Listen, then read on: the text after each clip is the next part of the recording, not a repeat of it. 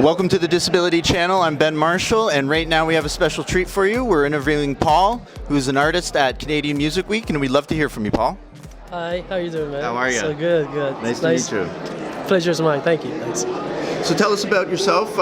You're an artist here? Yeah, so I'm songwriter, musician, and I do a lot of things in music industry, making the bridges and connection between the pros as well of the stage. And yeah, I've been doing music since I was a kid, and I'm still doing it. Name of the band or? Quantum. So basically it's a merge of two words, quantum, like quantum physics, a positive, progressive way of looking at things, and anthem, which stands for music. Okay. Now is that what it's quantum? Yeah, it's quantum, Quanthem. Cool. Now speaking of the technology and music, yes. How do you feel about future production today and the technology that's going on? Yeah, actually, a lot of things happening on the technology side of things, because on my day job is I'm entrepreneur in technology basically, and from my free time and the other half of my time I put it onto music. So I managed to bridge these two together, and since I was a kid I utilized all the digital toolkit that I could use for, let it be professional, workstation or whatever, that because I'm a solo band. So I write and lay down all the tracks myself. Beautiful. I utilize since I was a kid actually, the technology. Yes. Excellent. Thank you. Thanks. Very cool. How do you feel about the AI? The AI.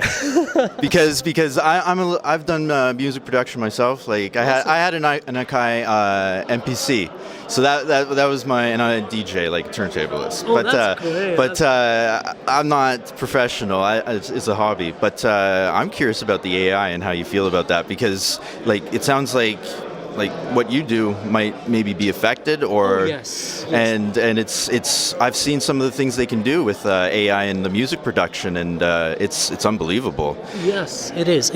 So it's one aspect of it is music production and composition, basically. You see that the new DAW or the softwares that you record your music right now, they have capabilities, they have AI features built in. So you don't have to think about, as an artist, of the chord progression. It will create it for you.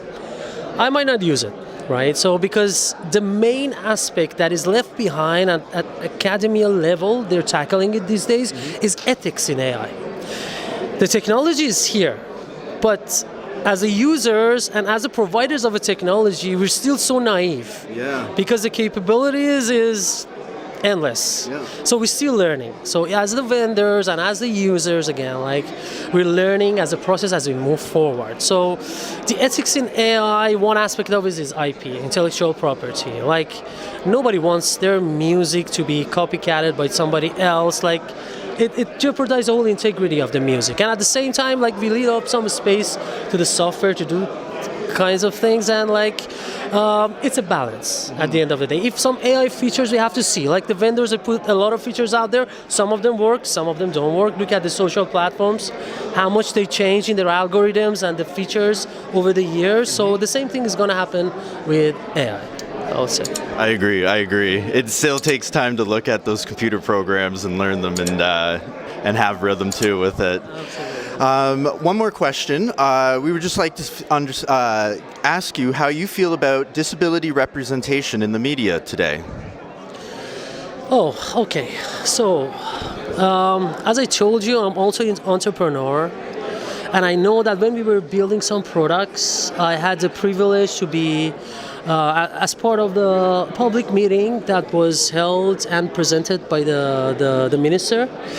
And we had to do quite amount of research about disability, and personally I know because of those findings that we have to do much better, and there's a gap we're causing. Luckily there are initiatives and mandates by the governments, provincial and federal, to minimize the gap, but still the gap is there. So let's not deny that. So, and with these initiatives, with your channel, with people that like me that could potentially help in any way they could, I think we could close that gap. To give you an example, during COVID, all the concerts, everything was canceled. So I went to the social media for streaming. And for the streaming, like I had audience from all around the world. We made some good money out of tickets. So I made it a charity cause. One of the causes that we contributed the sales of the ticket was the Canada Cares, like for some initiatives for disability. There were some initiatives for indigenous community, for climate change, for cancer prevention, and all that. So the artists, they could really utilize their craft, to just contribute to this cause that people are affected by it in their daily lives, and like as a citizen and as their neighbors, their friends in the same community, we have this responsibility in our shoulder to do just even as little as we can, because the accumulation of it all is going to be something nice and big. That's very well spoken. Very, very well spoken. Thank you so much for taking the time. And if you want to check out his stuff, Paul, how can people get in touch with you or check you out? On all social media, you can as easily as just type in Quantum, Quanthem, on all social media, on all music streaming platforms, YouTube, and also the website as well, which is www.quantum.com, that you have all the links to all the music, lyrics, music videos, and everything. Awesome. Thank you again, Paul. I'm Ben from the Disability Channel. Take care.